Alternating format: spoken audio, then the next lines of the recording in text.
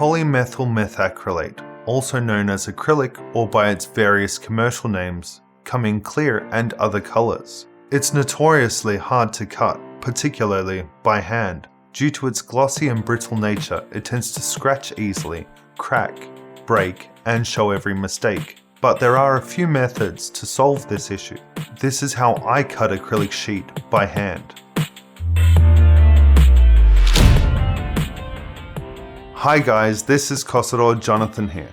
So I want to cut a piece of acrylic sheet, but let's say I don't have a jigsaw, circular saw, or a table saw, but I really want a good finish.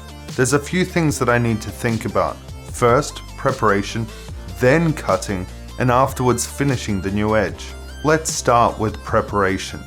When I work with acrylic, I generally work with recycled sheets, and a new sheet comes with protective adhesive paper which prevents scratching and is easily drawn on without affecting the sheet below. However, when dealing with recycled sheets, it's best to use masking tape in areas where there are complex cuts, and to conserve masking tape, cover the rest in clean paper without any print on it. I'm using baking paper, but anything you have on hand is good enough. Okay, let's start with the scoring method. For this, I'm going to need a rigid straight edge. I'm using rectangular tube. I need 2 clamps, a flat surface to work from that has rigid edges to clamp onto, and a knife or scoring blade.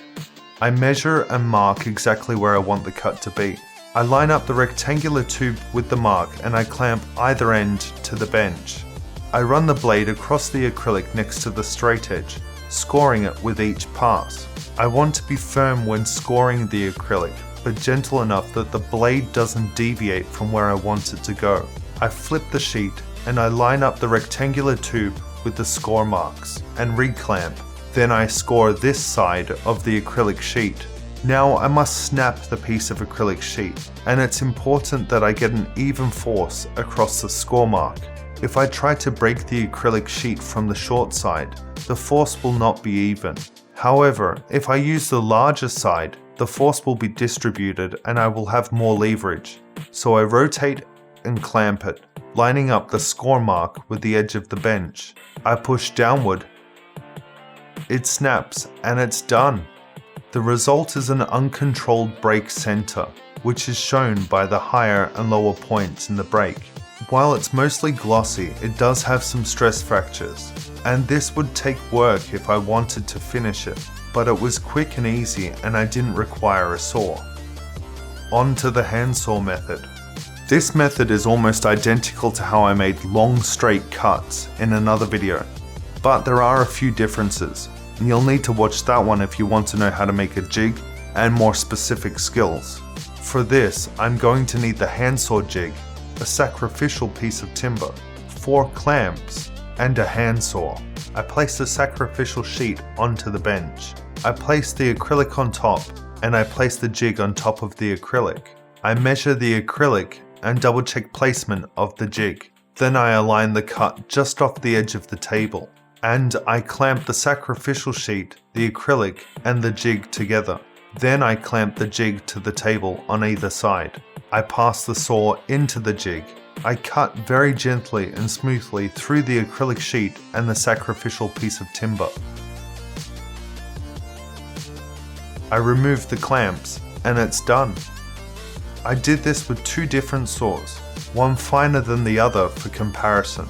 The result is a cut with teeth marks, and with the finer saw the teeth marks are more shallow, which will be much easier to finish over the other. Now the coping saw method. Coping saws are great for when cuts aren't straight.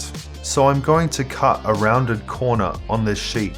For this, I'm going to need some clamps, a small piece of timber, and a coping saw. I put the acrylic sheet on the workbench, with a cut line close to the edge of the bench for support. I place timber on top and I clamp it to the bench.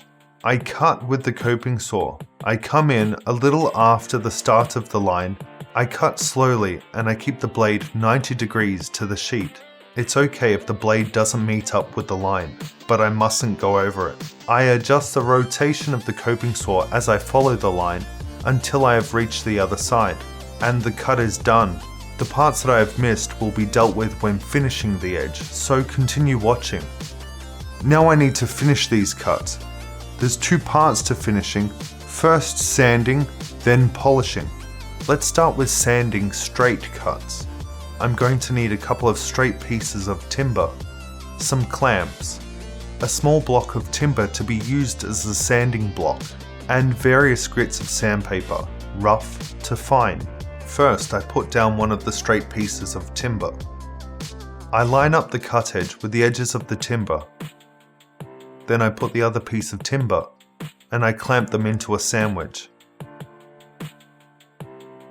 This is a basic jig to assist the sandpaper to remain at a 90-degree angle. I wrap the rough sandpaper around the makeshift sanding block and I sand the edge in long strokes. Once a finer surface has been achieved, I graduate to a finer sandpaper and I repeat the process until I have a rough matte finish. Now for curved cuts. I will do this one without a jig, but extra care must be taken. Like when I cut the rounded corner, I put the cut edge as close to the edge of the bench as possible. I place timber on top and I clamp it to the bench. I start sanding with the rougher sandpaper and I pay attention that the sanding block is 90 degrees to the acrylic. I sand off any parts that I had trouble with and I get close up to the line. I graduate to finer sandpapers until I have a rough matte finish. And that's it, sanding complete. Okay, last step, polishing. I'm going to need a rag and some creme cleanser or abrasive kitchen and bathroom paste cleanser as a buffing compound. On straight edges, I put some paste cleanser on a rag and I begin to polish the edge with small strokes, followed by longer strokes.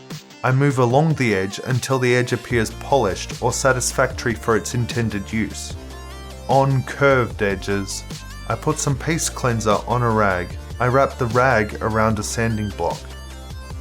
And then I buff the rounded edge as evenly as possible until the edge appears polished. And it's done. This only takes a few minutes to polish, but leaves a great finish, particularly for something that's done by hand.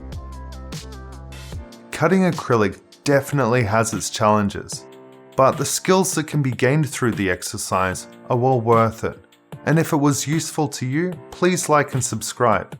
If you would like me to make something else, just drop a comment below.